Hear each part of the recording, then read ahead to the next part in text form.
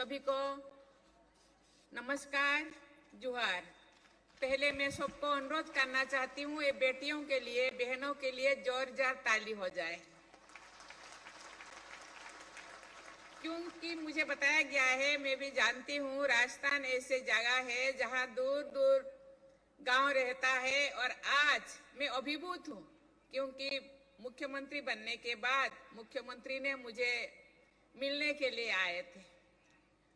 उस टाइम मेरा programme already Rajasthan के लिए बन चुका था, तो उन्होंने बोले मैडम आपका प्रोग्राम हम लेना चाहते हैं और महिलाओं का प्रोग्राम, महिलाओं को हम इकट्ठा करने चाहते हैं, क्योंकि मुख्यमंत्री बनने के बाद महिलाओं का सहयोग, बहुत सहयोग मुझे मिला।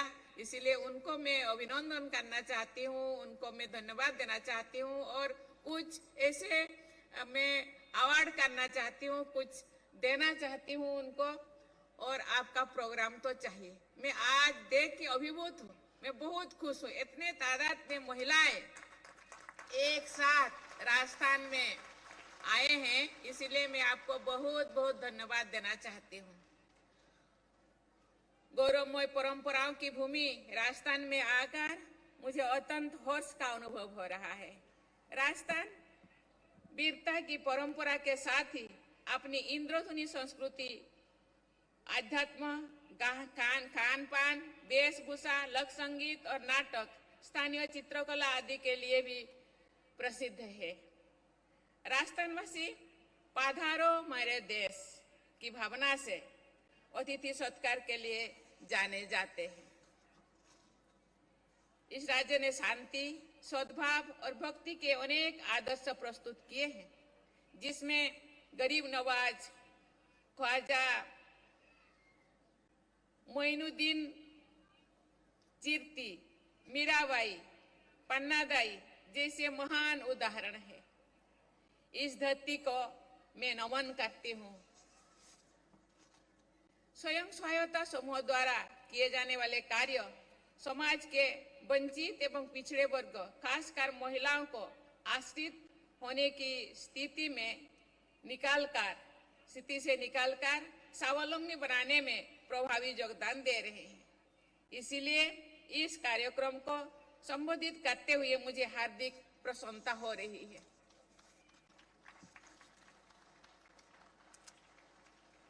देशवासियों का प्रण है कि भारत एक विकसित राष्ट्र के रूप में आजादी की शताब्दी मनाए।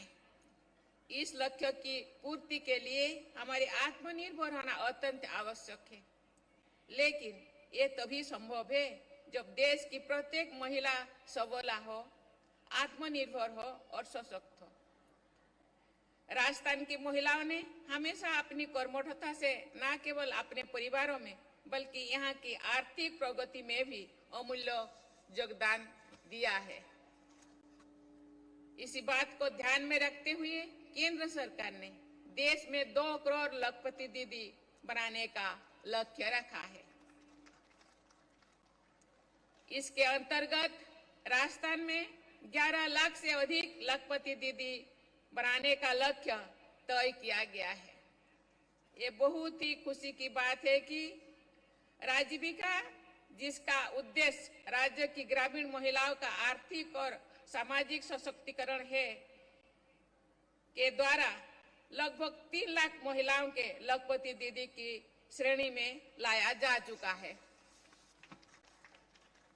इस संदर्भ में रूमा देवी का मैं उल्लेख करना चाहूंगी, जो एक ग्रामीण परिवार से ही आती है और राजीविका की ब्रांड एम्बेसडर बन चुकी है। उनके लिए एक बड़ा ताली तो हो जाए। उन्होंने सेल्फ हेल्प ग्रुप्स के माध्यम से अनेक महिलाओं की आगे बढ़ने और स्वावलंबी बनने में मदद की है और अपनी प्रतिभा के बल पर देश का नाम दुनिया में रोशन कर रही है। देवियों और स्वजनों, महिला सशक्तिकरण अपने आप में महत्वपूर्ण है। महिला सशक्तिकरण और महिलाओं की वर्कफोर्स में समान भागीदारी सामाजिक और आर्थिक प्रगति में भी अहम योगदान देती है। कोई भी देश अपने 50% आबादी की अपेक्षा करके आगे उपेक्षा करके आगे नहीं बढ़ सकती है। महत्वपूर्ण अंतर्राष्ट्रीय अध्ययन एवं आकलन ये रेखांकित करते हैं कि अगर वर्कफोर्स में महिलाओं की भागीदारी पुरुषों के बराबर हो तो भारत की जीडीपी में बहुत अधिक वृद्धि हो सकती है।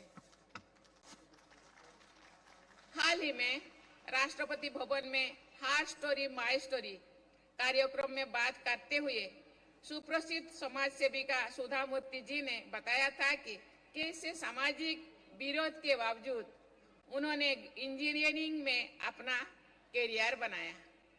भारत का इतिहास ऐसे असंख्य उदाहरण से भरा हुआ है जहां महिलाओं ने समाज के निर्माण में अपना बहुमूल्य योगदान दिया है।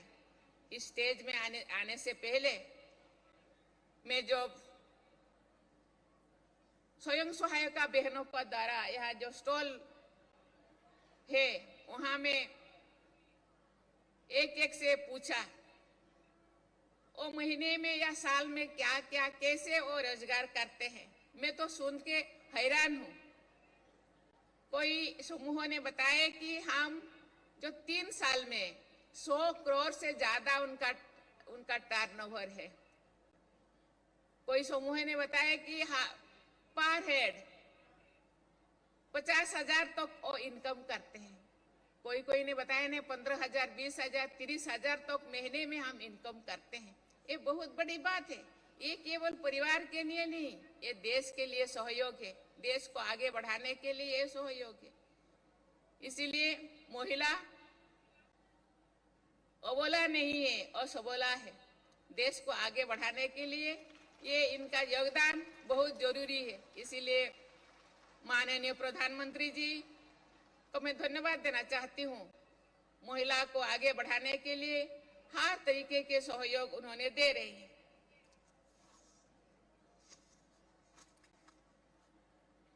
चाहे वैदिक काल में गर्गी हो, मैत्री हो या मध्यकालीन भारत में शक्ति काव्यधारा के प्रवाहित करने वाली महान महिला विभूतियों हो अथवा आधुनिक युग में सावित्रीबाई फुले और रानी गाइडुनल्लू हो, भारत की संस्कृति और समाज में महिला बराबर की भागीदारी रही है। आज देश की महिलाएं इस परंपरा को आगे बढ़ा रही है। मुझे खुशी है कि इस राज्य की गुलाबो सोपेरा जो कोलबेलिया डांस की प्रसिद्ध कलाकार है, उषा चौमार जो समाज सेविका है और राइफल शूटर अबनी लेखरा जो पैरालंपिक में गोल्ड मेडल भी ला चुकी है, उन सभी को पद्म भूषण से सम्मानित किया गया है। मैं उनको बहुत बहुत बधाई देता हूँ। मैं सबको अनुरोध करूँ उनके लिए आप थोड़ा ताली बजाइए।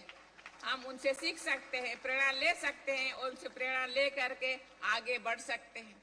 मैं आज इला भट्ट जी का भी जिक्र करना चाहूंगी, जिन्होंने सेल्फ एम्प्लॉयड वुमेन एसोसिएशन जिसको सेवा कहा जाता है की स्थापना की।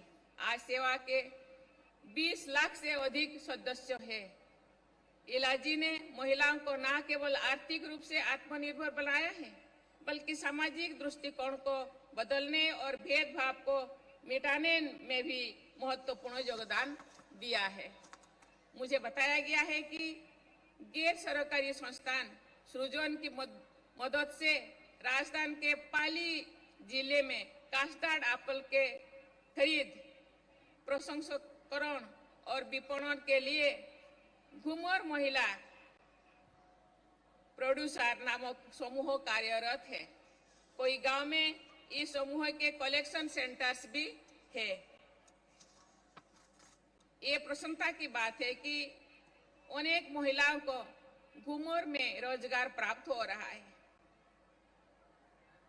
इस उदाहरण से ये स्पष्ट होता है कि वैल्यू एडिशन हमेशा जटिल नहीं होता है तथा स्वर्ण तकनीक के प्रयोग से भी पर्याप्त लाभ संभव हो सकता है। देवियों और स्वजनों, महिलाओं को अधिक आर्थिक स्वावलंबी, व्यक्तिगत स्वतंत्रता और राजनीतिक शक्ति प्राप्त हो, इस दिशा में भारत सरकार ये संभव प्रयास कर रहे हैं। सरकार ने वर्कफोर्स में महिलाओं की भागीदारी और उनके रोजगार की गुणवत्ता में सुधार के लिए कई कदम उठाए रहे हैं। श्रम कानून में कई सुरक्षात्मक और सहायक प्रावधान शामिल किए गए हैं।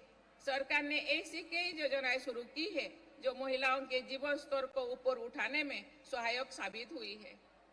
वर्किंग वुमेन हॉस्टल स्कीम कामकाजी महिलाओं को सुरक्षित और सुविधाजनक आवास प्रदान करने के उद्देश्य से कार्यान्वित की गई है।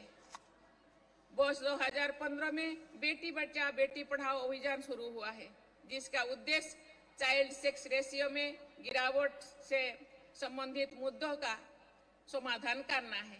हमें सुनिश्चित करना है कि देश का प्रत्येक नागरिक आर्थिक और सामाजिक रूप से सशक्त हो। इसके लिए आवश्यक है कि जेंडर गैप की खाई को जल्द से जल्द भरा जाए। सरकार ने न केवल महिलाओं के सामाजिक और आर्थिक विकास के लिए कई कदम उठाए हैं, बल्कि राजनीतिक भागीदारी सुनिश्चित करने की दिशा में भी बड़ा कदम उठाया है। हाल ही में नारी शक्ति बंधन अधिनियम पर पारित किया गया है, जिसमें महिलाओं के लिए लोकसभा और विधानसभा में 1/3 सीटें आरक्षित करने का प्रावधान है। लेकिन अभी महिला सशक्तिकरण की यात्रा में बहुत आगे जाना है। आज भी सामाजिक और आर्थिक क्षेत्र में जेंडर के आधार पर प्राथमिकता जैसी समस्याएं बनी हुई है। महिलाओं को ओनरशिप एंड प्रॉपर्टी राइट्स के लिए संघर्ष करना पड़ता है, जिसकी वजह से उन्हें क्रेडिट या लोन मिलने में कठिनाई होती है। वैश्विक महामारी कोविड-19 जैसी आपदाओं का कुप्रभाव महिलाओं पर अधिक पड़ता है तथा महिला पुरुष असमानता को खाई और बढ़ जाती है। देवियों और स्वजनों, महिलाएं आर्थिक विकास को गति प्रदान करें तथा वुमेन लीड डेवलपमेंट के सोच को कार्य रूप दे, ये सबकी जिम्मेदारी है।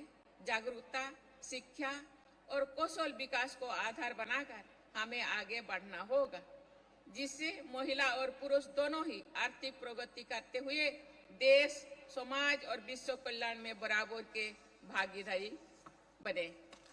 मुझे विश्वास है कि इस लखपति दीदी सम्मेलन में महिला सशक्तिकरण और समावेशी आर्थिक विकास को प्रोत्साहन मिलेगा। मैं कामना करती हूँ कि सभी बहनें आर्थिक रूप से समृद्ध और सामाजिक रूप से सशक्त होते हुए राजस्थान और भारत की प्रगति में अपना योगदान देते रहेगी। इसी के साथ ही मैं पुनः आप सभी को बहुत बहुत धन्यवाद दे करके मैं अपनी वाणी को विराम देती हूँ। जय हिंद, जय भारत, जय नारी शक्ति।